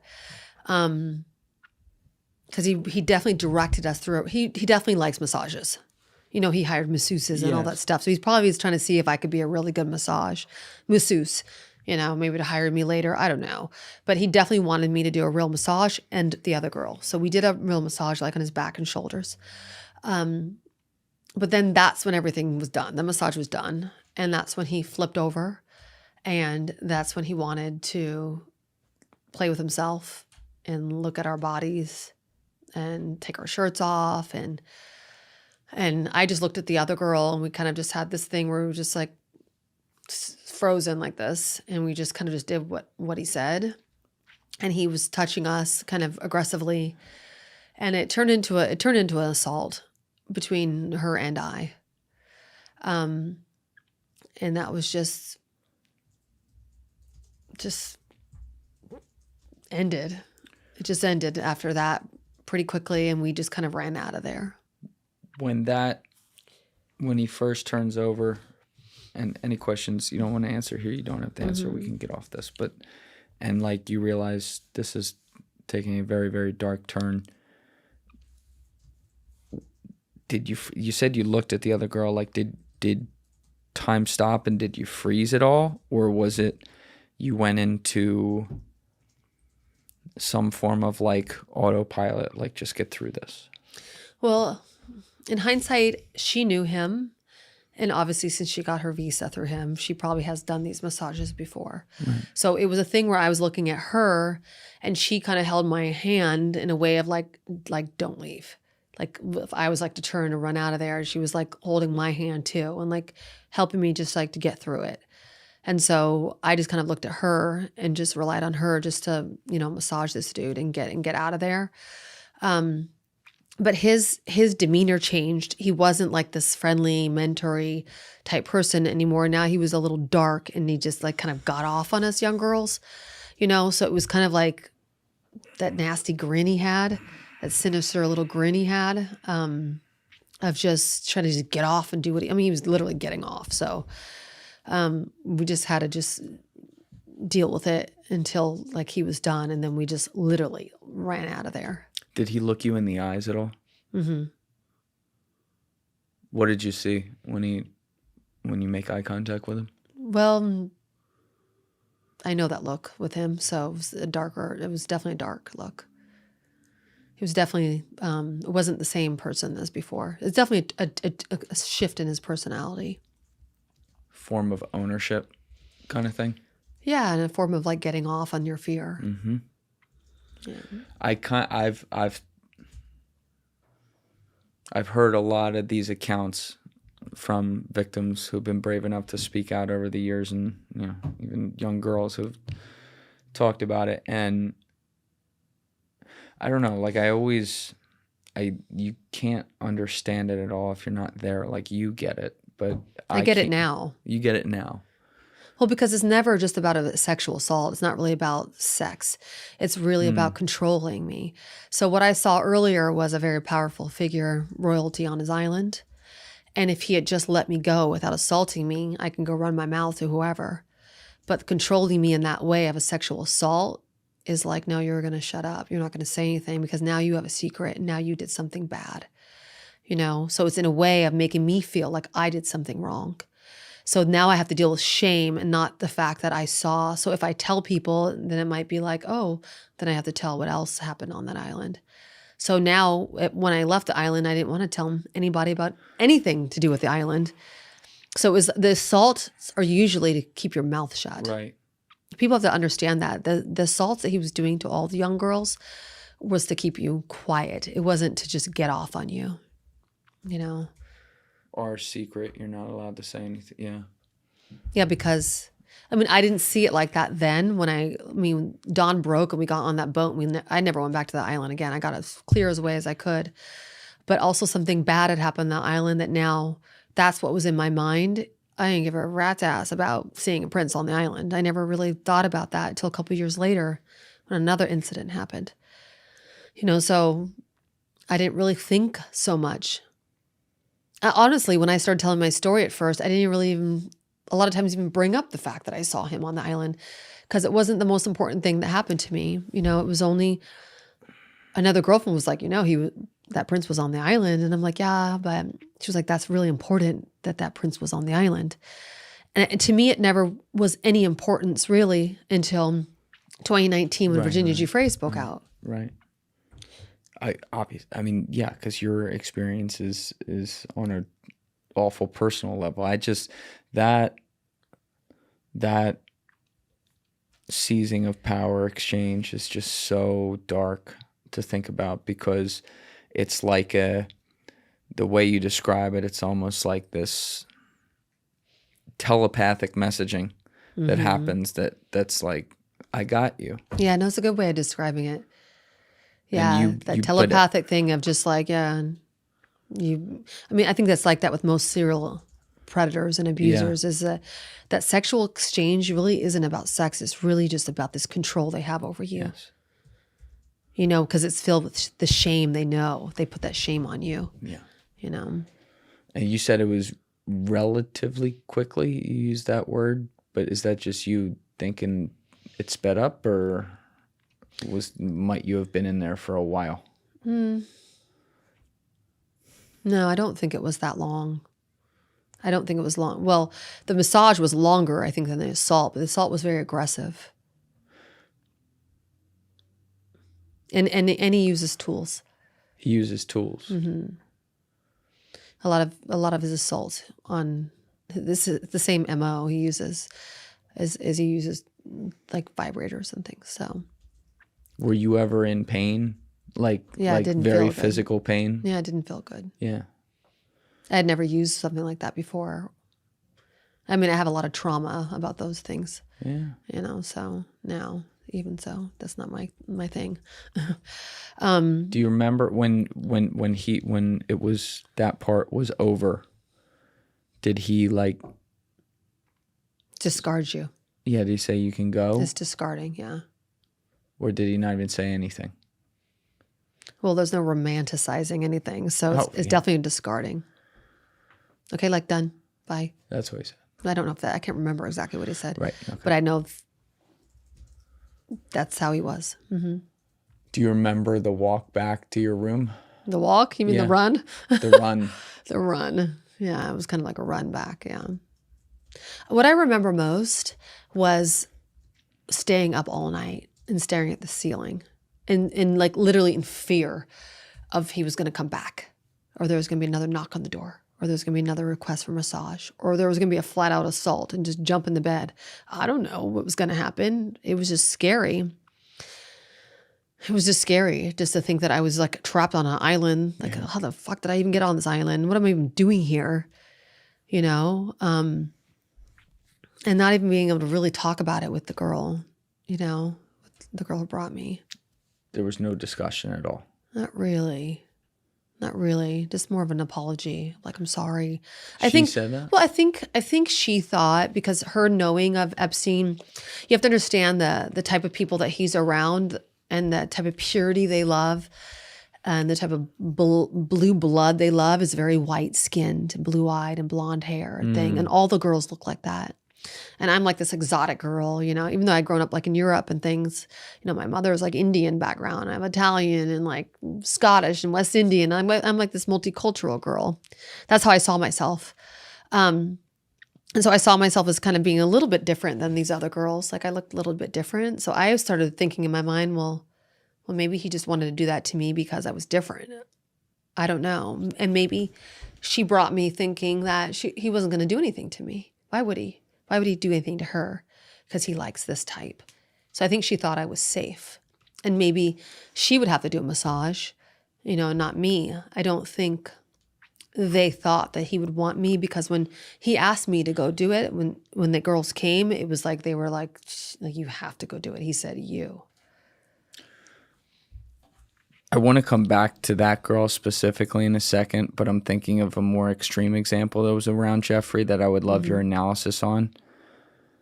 What do you think of someone like Sarah Kellen Vickers, who, at least from what I'm able to see, was someone who seemed to have been abused by him and brought in and groomed, and then eventually becomes order follower, who is bringing in other women, allegedly, I guess I have to say publicly, but you know what I mean, bringing in other women for him to abuse. What do you think of someone like that who started on the one side and ended up on the other? Do you have any empathy for them whatsoever? Absolutely. You do? Absolutely. 100% I do. If she was assaulted and groomed, then she was still being groomed by him. I mean, the love-hate relationship, that trauma bond that you have with your abuser. And that's how Jeffrey operated. Every girl was made to bring in other girls. Like if you were brought to him and he didn't like you or whatever, then he made you bring in another girl, or at least introduce you to your best friends or friends. I believe that the secretaries that were never abused, I believe they're 100% at fault. And they knew what they were doing. The ones who used to hound you to go meet. Like with Leslie him. Groff and all that? She was the one who used to call me all the time. I believe, unless I'm told differently, that they should have known better. But I think someone like Sarah Kellen, even if they got a little older and brought people in, I think that's just the grooming that he had, that attachment that he had over you. I know a lot of survivors may not feel this way, but I really believe that sometimes you have, that's just what Jeffrey did, was have that kind of girl, that's what Jeffrey did, was have that type of grasp over you. I don't know what he was holding over her head to make her bring in other girls, but there was 14, 15, 16-year-olds that brought other girls, and lots of them too. Yes. I have a ton of empathy for the really young girls like you heard about in the cases in West Palm Beach, where he just made this fucking pyramid scheme with, here's a couple $100 or whatever. Bring your friends. Go to the high school, bring more friends.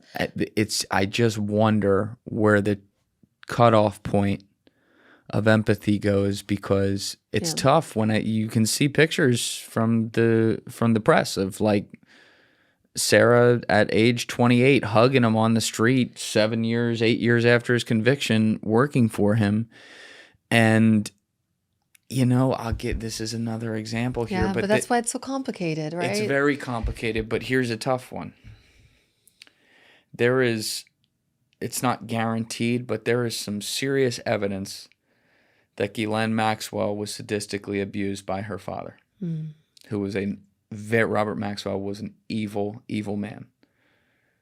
I can believe that. Does that make what she did empathetic? No, because most abusers were abused. Yes. And you have the choice. And you have that choice to make a right decision in your life, to do right by people. And I do know that a lot of people were, I would definitely would believe that she was abused to become an abuser of that massive scale. But that doesn't give them the right to do that. Of course To be not. a grown woman in your 30s, 40s, jumping out of a car and running after a child to bring them back when she knows that what they're doing is abusing because she was in on the abuse. I think a lot of the victims who were bringing other girls may not have known so much of how much they were being abused. Unless Sarah Kellen was participating. I don't know if she was or wasn't. I don't really know her full story. But I do think that he groomed you so much to believe that he was doing right. Like he helps out people. I always thought he helped out people. I've had friends that have met him through me and that have gotten jobs through him, and went through 4 years of college, university through him, met their husbands through him. And that will say to this day, oh, nothing was wrong. Everything's fine. Like I'll never speak out bad about him. There's so many layers to it. Yeah. There's so many layers to it. So, I mean, to answer your question about people like Sarah Kellen, I just think there's a big difference with someone who was abused by him. I understand. And then he grooms you later on. Because I was really groomed by him too. Yeah. And that's the thing about the power abusers like that hold, because you feel awful about it when it's happening. You run out of there when it's done. You don't sleep that whole night. The other girl, who's obviously been abused a bunch herself, is like, sorry, but doesn't want to talk about it. So you just don't talk about it. And then somewhere in there, that power that they have makes you, well, you tell me, does it make you like kind of turn on yourself? Like, well, because it's not about me, and it's just not me. So when I spoke out recently, the agent that booked us on that job, the Polish girl and I were at the same modeling agency. The agent that booked us on that job, after we got back home, she said to me, I'm sorry that I didn't protect you, because Leslie and those secretaries called the model agency over and over again looking for me. And this woman knew what this guy does. I'm telling you, that's not just like, ooh, I go to an island, I'm abused. Oh, it's all my fault. I was so stupid. I shouldn't have gone to an island. This guy was hounding my model agency to look for me, to bring me back over there. And they knew. And she said to me, I'm sorry that I didn't protect you. I should have known better. Right away. But she didn't know. I mean, she just recently told me, as I've been speaking out and more people, the agent who booked me on the job, I mean, she had nothing to do with the abuse. But, okay, I understand. But Jeffrey Epstein's secretaries were calling my model agency after I left the island for months, trying to get me back over to meet with him. And even after I became a Ford model, even after Jeffrey Epstein introduced me, after he finally got me back on a phone conversation to go meet with the Ford modeling agency, I went to go meet with that agency when he called me because I felt like he owed me something. Like, you took something from me on that island. Okay, well, maybe you feel bad, and I'm going to go meet with that Ford modeling agency. Even after I became a Ford model, when I had to go meet with Epstein for the second time, it was written in my schedule, in my modeling calendar for the day. So it wasn't me just like, oh, well, I'm going to go back and see Epstein. It was actually written through my booker at my model agency. Who was the booker? Well, I'm not saying her name. It wasn't Katie Ford. That was the owner and director. I mean, she may not even known what was going on. Okay. I'm not like holding her. Okay. Like, I haven't heard from her. But they like, wrote that, so they would schedule out your days, and it would be yes, like 2 o'clock. Jeffrey Epstein. Why am I seeing Jeffrey Epstein through a modeling agency? That's the hold and the grasp he had on people and institutions, agencies, universities, everything. All right. If you don't mind, I do want to back up for 1 second to the first day there. You didn't sleep the whole night. Mm-hmm. Do you leave the island in the morning, right away? Dawn breaks, yeah. Okay, so dawn breaks. Does someone come get you and say there's a boat? Probably. Yeah. don't really we just remember? ran and got on the boat and just left. Okay. And you go and you do your job you're supposed to do that day back. Where was that again? Tortola. Tortola. Yeah, we finish up the job, then we leave and go back to New York. Okay. And then you said that you found out that he was calling right away the modeling agency saying we want to get her back, whether it be to the island or at my New York place or whatever. Make an appointment for me to go see with him. Okay. To go see him. I know the secretaries also called me over and over and over again. So they called me, they called my model agency. Did you tell anyone else about this, like a friend or anybody? Well, I went to like some what are they called?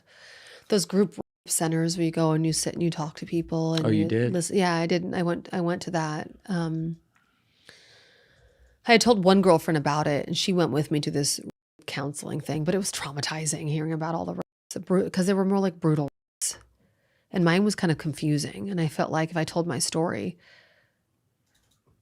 like I would look like I did something wrong. Really? Yeah, I don't know. I just You didn't find I didn't feel as comfortable telling my story because it was so confusing what happened. But you didn't think your own was pretty, the way you describe it, that, I mean, any rape is brutal, but that seems pretty brutal to me. Well, because it's digital rape. You know what I mean? That uses fingers and tools and things. Yeah. Is very different than the other rapes I was hearing were like, you know, like, how do you say? Like Yeah, being Yeah. overpowered. I see what you're saying. yeah. I mean, I was overpowered, but they were, you know, I'm talking about like, you know, penile rape. I don't know, I like the term for it, Yeah. but Epstein's rapes were digital rapes. So, you know, I didn't really know how to like understand it. So you only went to one of those? I went to a couple of them, went but to I a just never couple. really felt comfortable with those types of therapy sessions. Yeah. How long was it between leaving the island and having that first meeting with him? Approximately 4 months. 4 months. Oh yeah, it was months. So you have time. You're trying to process it on your own. Was there a point in those 4 months where you kind of like, I don't know, trauma compartmentalized it and went about your life? Oh yeah, of course. I had a complete personality shift after that. It was like I was kind of damaged. So I didn't really feel good about myself. I know that I started drinking and like doing some drugs and like partying and being out on the scene. And, you know, now I identify with all the people who hang out and party. I felt like them. Where before, I don't think I really understood them so much. I think I was like a little more that goody-goody, like, you know, like, ew, you're doing that, you know, that kind of stuff. I think after that, I was just like, oh, let's hang out, let's party. And it works because it suppressed those memories really, really good that I didn't really even think about it so much. Did it change how you looked at men though? Yeah. How so? Well, I just kind of didn't trust men in that way. You know, I just didn't want to be around them and didn't really have boyfriends as much or never really took them seriously and kind of just focused on myself and my career Right. and work and stuff like that and didn't really focus so much on men. Didn't really want to be like in a long-term relationship or get married. I just thought, you know, that probably wasn't right for me. I think I was just dealing with a lot of shame. For sure. Yeah. And that's, you know, you hear the common story, like people turn to alcohol or drugs to just try to get rid of that feeling. You know, obviously it's not a positive thing, but like I fully understand why that would be like logically like, all right, let me just get rid of this, like numb the pain. And then you want to, it affects how you look at the opposite sex and what their motives might be. And anyone, including people obviously who are normal, who would never do those kinds of things. Like that's a really difficult shift. And you said your personality changes as well with that, like maybe a little colder in a way, because you mentioned you were very around outgoing. men. Yeah, maybe around men a little bit. I just remember having to like drink or party to have a good time. You know, and I didn't need it before. Right. And now it's just like I definitely started drinking and partying and just wasn't really into it as much. Yeah. Did you have any siblings growing I up? have an older brother, a younger sister, yeah. Were you ever close with them? Not really, no. So at that time, your older brother and younger sister and your parents, you obviously are not discussing any of this with them. Well, my family lived in Germany at the time, because after Belgium, they moved to Germany. My sister lived in Germany. It wasn't really, we were never really super close family, no. Why do you think you were never close with your siblings? What was it? I don't know. I think sometimes that comes from the parents, right? That keeps the siblings close, making sure that, you support each other and you keep that conversation going. But I think my mother kind of like played us against each other a lot, I just remember being very alone in my early 20s when I was navigating life by myself. I didn't really have them to call on, or I didn't really have that close family bond growing up. So that was kind of missing. And I think that's what Epstein picked up on me too. He would ask me lots of questions. Are you close to your father? And I would say, I traveled all around the world growing up, had everything I wanted. I played all the sports, but he would say, oh, well, how often does he call you? And I'm like, doesn't really ever call me. Oh boy. Never ever called me to check up on me and stuff. So I didn't have that, emotional bond with my father. I never had that. So I think he definitely stepped right into that role because he was definitely a mentor role to me. And I really looked up to him a lot. After I got to know him more, I really looked up to him in that way. Ultra predators like him, unfortunately, you see the profile, at least like I've seen it when people have talked about it, sometimes they are psychologically evil geniuses. Oh, he's an evil genius. Brilliant. Master manipulator. Yes. Yeah, he knew exactly how to get into my psyche, and he knew what worked. He probably saw it on the island, and that's why 4 months later when he called me up, he was like, I remember what you said on the island, that you wanted to be a Ford model. He knew exactly how to reel me in. Probably took him a while to get to it because 4 months it didn't work. And he was like, oh, what did she say to me that I can make work? Because he had already spoken to Katie Ford and already gotten me in there by the time he called me up. It was like, go over there. You said when he came into the room that first time on the island, when he sat down, he started asking about your dreams, your family and all that. Now you're literally recounting exact examples, but he remembered it. Yeah. What men remembers what girls are talking about their dreams and ambitions? None of them, Ones who have ulterior motives, for sure. Exactly. Or on the other end, ones that really do care. It can go either way. Obviously, he wasn't that. But he pretended like he really, really cared. That's right. I definitely thought after I got to know him that he really cared about me. How stupid was that? But that's what I thought. It's not stupid. That's what I thought.